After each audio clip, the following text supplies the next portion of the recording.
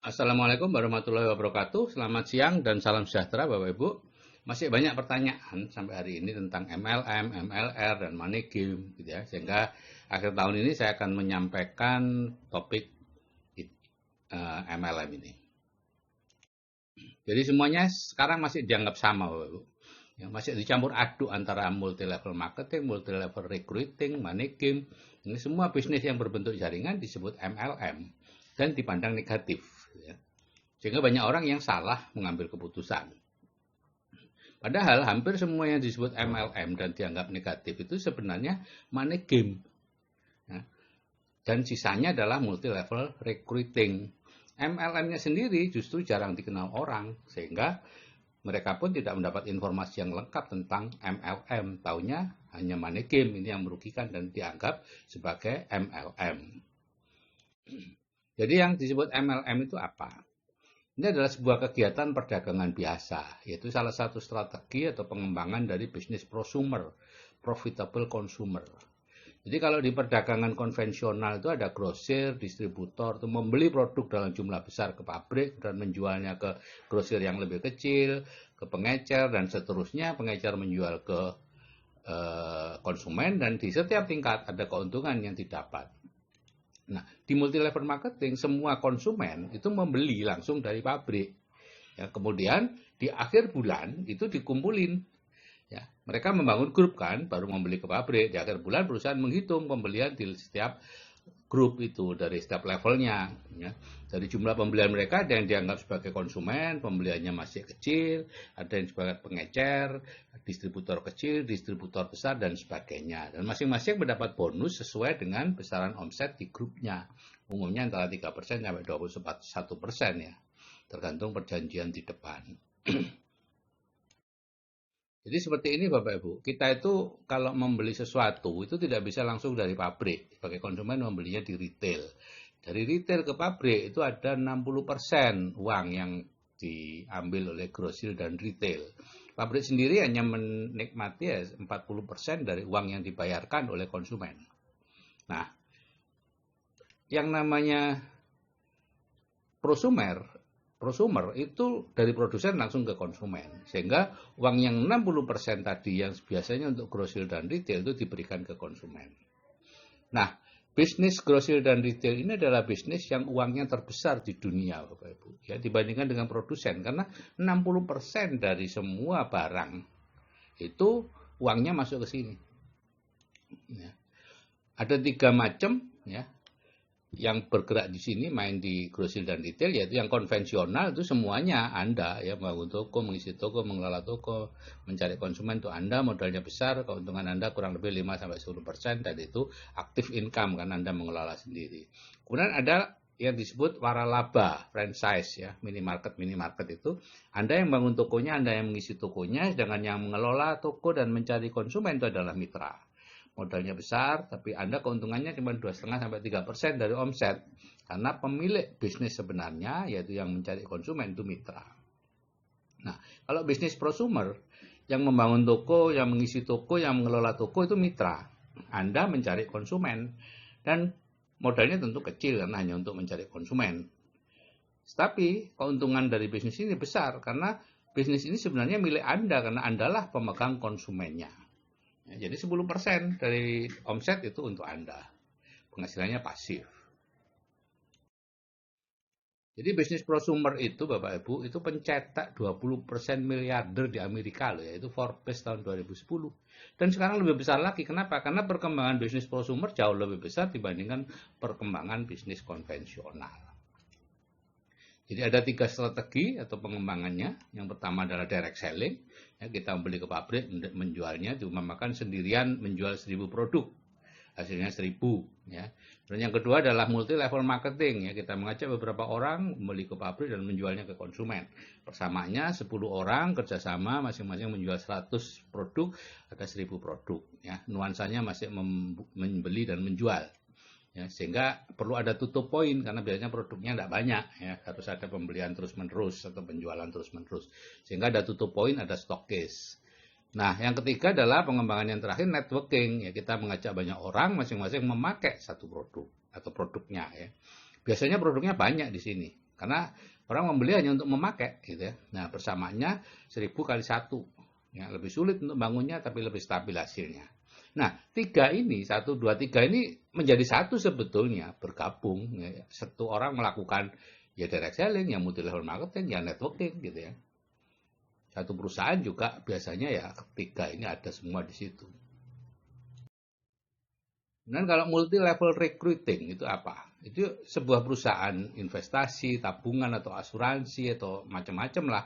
Itu membentuk jaringan nasabah untuk memasarkan jasanya tadi. Ya, dahulu masih sederhana disebut member get member, tapi kemudian semakin canggih distrukturisasi. Jadi anggota dibayar ya, anggota jaringan itu dibayar berdasarkan jumlah orang yang direkrut. Ya, pembayaran tidak dilakukan perusahaan tapi menggunakan sebagian uang yang disetorkan oleh calon anggota.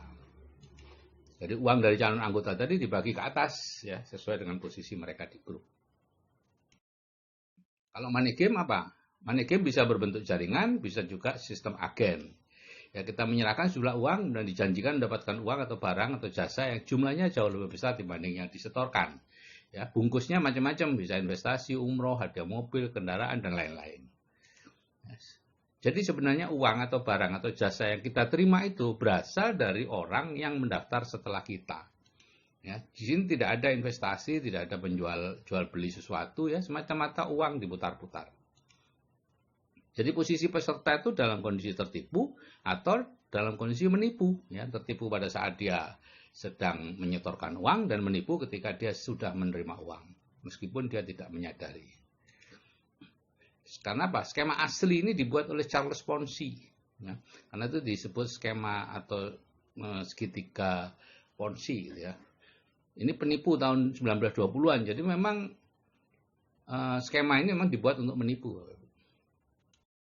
Atau contohnya ya surat berhantai itu ya. Sampai sekarang masih ada itu. Kemudian investasi seperti Pomas, Pandawa. Investasi agrobisnis seperti Kisar.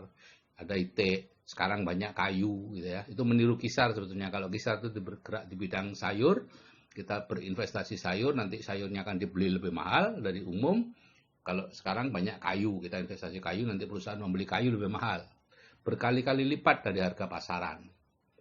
Orang tidak memikir kalau ada perusahaan berani membeli kayu dengan harga berlipat ganda, kenapa dia beli ke kita? Kenapa dia tidak beli ke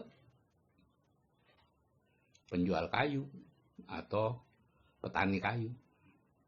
Dan umrah murah, ya, umrah murah, First Travel, Abu Tur, dan masih banyak yang masih aktif di luar. Skema piramida, gitu ya. Nah, ini money gamer terbesar di dunia ini Bernard Madoff, ya, di Amerika tentunya ya. Lahir tahun 39, meninggal tahun 2017. Ya, ini menjalankan skema Ponzi mulai tahun 60 sampai terbongkar baru tahun 2008. Dia hanya memiliki 4.500 nasabah, yaitu orang-orang kaya, yayasan-yayasan sosial, badan amal, ya, seperti Steven Spielberg itu masuk nasabahnya. Dia menjanjikan imbal hasil atau nisbah yang besar.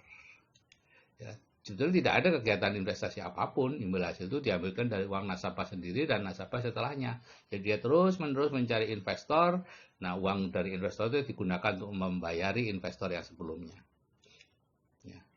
Dan merugikan nasabah setelah terbongkar 65 miliar US dollar atau 940-an triliun. Banyak Bapak Ibu. Ini laporan anaknya sendiri ya, karena pada tahun 2008 itu anaknya baru diberitahu kalau ayahnya itu melakukan skema Ponzi. Nah, karena ayahnya sudah umur 7 bulan, anaknya kan tidak mau menerima warisan itu, dia lapor. Tahun 2009 dia dihukum 150 tahun, meninggal di penjara tahun 2017, dan anaknya yang melaporkan depresi tahun 2010 bunuh diri. Jadi inilah nasibnya. Umroh money game sekarang masih banyak Bapak Ibu. Cirinya itu sebetulnya sederhana Bapak Ibu. Ya, harga di bawah biaya umroh. Sekarang biaya umroh yang ditentukan oleh Departemen Agama itu 22 juta kalau tidak salah ya. Terkadang diberi label sedekah. Saya pernah ditawari sedekah 1 juta, kemudian bisa umroh. Biasanya setelah kita daftar itu tidak langsung berangkat. Gitu ya. Masih ada waktu antri sekian bulan. Padahal di umroh tidak ada daftar antrian Bapak Ibu. Ya. Kita antri, karena apa? Karena uang yang kita masukkan itu digunakan untuk membiayai jamaah sebelumnya, sedangkan kita menunggu jamaah setelahnya. Contohnya first travel nih. Orang membayar 14,5 juta, tapi dapat fasilitas umroh senilai 25 sampai 30 juta, cukup mewah. Saat ditutup itu ada 13.000 jemaah yang sudah diberangkatkan, tapi ada 52.000 jemaah yang belum diberangkatkan. Jadi sebetulnya, dan uangnya tidak ada sudah. Ya, jadi satu jemaah yang berangkat dibiayai 4 jemaah yang lain. Jadi kalau hitung-hitungannya ya gini, 4 jemaah itu ya 58 juta. 58 juta, kemudian yang terpakai 25 sampai 30 juta, berarti apa? 50% itu untuk penyelenggara. Sekarang masih banyak yang beroperasi Bapak Ibu ya. Semakin lama akan semakin banyak korbannya. Misalnya First Travel ya, untuk memberangkatkan 52.000 jemaah, dia harus bisa menipu 4 kalinya ya, 208.000 jemaah. Dan seterusnya. Sebetulnya cara mengatasi umrah-umrah seperti ini mudah Bapak Ibu kalau memang niat gitu ya. Ya, Biro Perjalanan Umrah dilarang menerima pendaftaran baru sampai calon jemaahnya diberangkatkan berapa persen, mungkin separuh berangkat atau 75% berangkat, baru boleh menerima pendaftaran baru. Maka bisa dipastikan umroh Money Game akan tutup karena mereka sebetulnya tidak punya uang cash untuk memberangkatkan yang sudah terdaftar di tempatnya itu. Dia menunggu pendaftaran baru dari para jemaah. Kemudian konsep sistem piramida ini biaya pendaftaran anggota berikut paket produk sangat mahal. Ini seperti MLM gitu ya, harga jualnya tinggi, biasanya produk-produk ajaib, hasil penemuan baru, pengobatan eksotis dan sebagainya. Ya, sistem dilakukan menyerupai MLM, kadang 2 kaki, 3 kaki, 4 kaki gitu ya. Jadi ditentukan kakinya gitu ya, ada binary, 3 kaki dan lain-lain. Satu anggota boleh membeli lebih dari satu keanggotaan, disebut coupling-coupling. Semakin banyak akan semakin kemungkinan terima uangnya semakin besar. Imbalan diberikan berdasarkan tersusunnya satu jaringan berbentuk piramida. Program pemasarannya sulit ya, tidak sulit dimengerti ya, dan tidak berat pada titik beratnya pada recruiting ya, bukan pada penjualan. Nah, MUI memberi fatwa tahun 2009 yang disebut Money Game adalah kegiatan penghimpunan dana masyarakat atau penggandaan uang dengan praktek memberikan komisi dan bonus dari hasil perekrutan atau pendaftaran mitra usaha yang baru atau bergabung kemudian. Dan bukan dari hasil penjualan produk atau dari hasil penjualan produk, namun produk yang dijual tersebut hanya kamuflase atau tidak mempunyai mutu atau kualitas yang dapat dipertanggungjawabkan. Jadi kalau definisi di atas dipakai, maka multi level recruiting itu dimasukkan dalam golongan money game dan tentunya diharamkan. Termasuk juga agen asuransi. Itu penghasilannya halal kalau tidak menggunakan model jaringan, di mana setiap orang mendapat komisi dari hasil kerjanya langsung. Itu sih sah-sah saja. Tapi begitu dibangunkan jaringan, maka akan masuk dalam definisinya fatwa MUI ini. Jadi Bapak Ibu, kita perlu memperhatikan dari mana asal uang yang Anda terima itu. Apakah uang itu berasal dari investasi, ya, Anda menyetorkan sesuatu, kemudian uang itu diinvestasikan dan Anda mendapatkan hasilnya, maka itu sah. Ya. Tinggal Anda berhadapan apakah investasi itu benar atau itu investasi bodong. Itu Anda sendiri yang risiko. Ya, ciri investasi bodong sebetulnya mudah. Kalau ada 3 kata yaitu penghasilannya besar, hasilnya besar, cepat, dan aman, itu pasti tipu-tipu. Ya.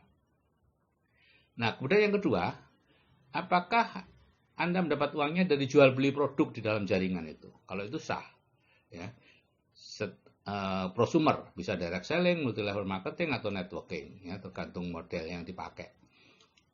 Kalau pendapatan Anda dari setoran orang baru yang mendaftar, nah itu baru bermasalah, ya, multi level recruiting, money game.